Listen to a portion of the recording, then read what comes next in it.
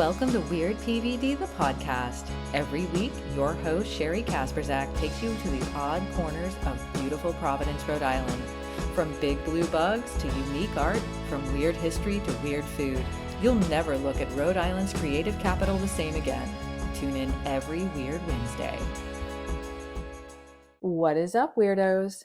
When you think of the Rolling Stones, Rhode Island is probably not the first thing that comes to mind. But back in July of 1972, members of the legendary rock band and their entourage were arrested at TF Green Airport. Today on Weird PVD, the podcast, we're going to take a look at the night the Rolling Stones got arrested. So back on July 18th of 1972, the Stones were en route to a sold-out show at the Boston Garden. They weren't even supposed to land in Rhode Island, but heavy fog required them to divert to TF Green Airport in Warwick. Now, rock stars have been arrested for many things, but what exactly pushed Mick Jagger and Keith Richards over the edge, leading to an assault charge? Well, it turns out a photographer from the Providence Journal-Bulletin was taking photographs of them. But this altercation landed the two rock stars and three members of their entourage at the Warwick police station, delaying a Boston concert and becoming part of the Rolling Stones lore. When the Stones landed in Warwick, a photographer, Andrew Dickerman, with the Providence Journal-Bulletin, was there to grab some pictures. It's not every day that the Rolling Stones land at TF Green Airport, after all. Apparently, Mick, Keith, and some others weren't too keen on this. A kerfuffle started up between the rockers and the photographer, and they did not want their pictures taken. They had to get to a sold-out show, and they'd already been rerouted. Allegedly, they were all very irritated and just wanted to get to Boston. About that time, Warwick Police Sergeant Frank Ricci arrived at the airport, and Dickerman told him the Stones had assaulted him. Ricci had no idea who the Rolling Stones were, but he suggested that since the airport was a public place, that they let the photographers take a few shots and move on.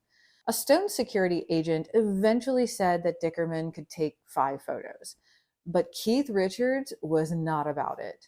Ricci recalled to South Coast Today many decades later, quote, "As soon as he starts to take photos, some long-haired guy got up, whipped his belt off, and went after Dickerman. That long-haired guy was Keith Richards. And I said, quote, okay, that's it. I don't care who you are. You're under arrest." Ricci cuffed Richards, but a few seconds later, Mick Jagger jumped Ricci from behind. Then Ricci said the then 28-year-old Jagger shouted, quote, "If you take him, you're taking me too," end quote. So Ricci replied, okay, we can take you too. The arrest began a fight that would leave Ricci with a dislocated shoulder and would end up with 5 men behind bars, including Jagger and Richards. Now, the Stones were scheduled to play a sold-out show that night at the Boston Garden, but with Mick and Keith trapped in Warwick, it wasn't looking so good. Mick was refusing to go into a jail cell, and calls kept coming into the police station demanding that the Rolling Stones be set free to make it to the concert. There was a crowd of more than 15,000 people waiting for the show, which had been scheduled for 8 p.m.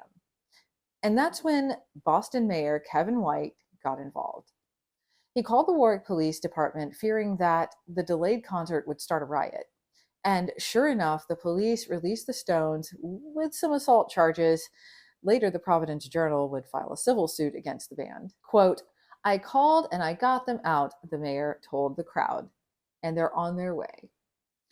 The rock group arrived at about 12:30 a.m. and began the concert 20 minutes later to loud applause. Some people who were there recalled what it was like to wait until 12:45 a.m. for their favorite band to play. Lou DiTommaso said, "Great night. When the band did finally hit the stage, they did not disappoint. The T was instructed to keep running to accommodate the late start. What was rather sad and truly classless was the reception the tired and hit crowd gave to Stevie Wonder when he returned to play another set. Not cool at all. I read somewhere that he used that as an excuse to not play Boston again. That fact may or may not be true. All I know is the old barn was blazing hot and kids were getting antsy." Now, it's important to note Stevie Wonder played for a very long time. He was the opening act and had to play to a very disgruntled crowd, something that isn't mentioned very often in the retellings of the story. But Stevie Wonder was the opening act, and apparently he did, by the way, play in Boston in the 80s. So that's a little fact for you. Attendee Joseph Denoyan said, I was there, had to drive back to Woods Hole and catch the 7 a.m. ferry back home to Nantucket. We were rock and roll warriors. Brian Long said, no mention of how Stevie Wonder saved this from being a disaster. He performed multiple sets to keep the crowd from going into riot mode. Another attendee said, Stevie Wonder played 2 sets while we waited. For some reason, the Stones assumed they could fly in from Montreal before the Boston gig. The mayor of Boston, Kevin White, came on stage with updates, pleading with us to be patient. He kept the subway open for us. The Stones were understandably tired and angry and played a short, terrible concert.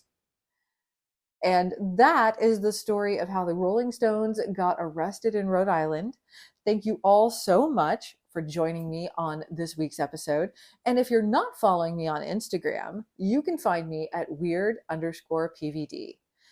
I'm also on TikTok. If you like weird history and medical oddities and the like, I'm at weird.pvd. And if you liked this episode, do me a huge favor if you would and hit the like button. You can subscribe on YouTube and you can follow me on Spotify and Apple Podcasts. And don't forget to keep PVD weird.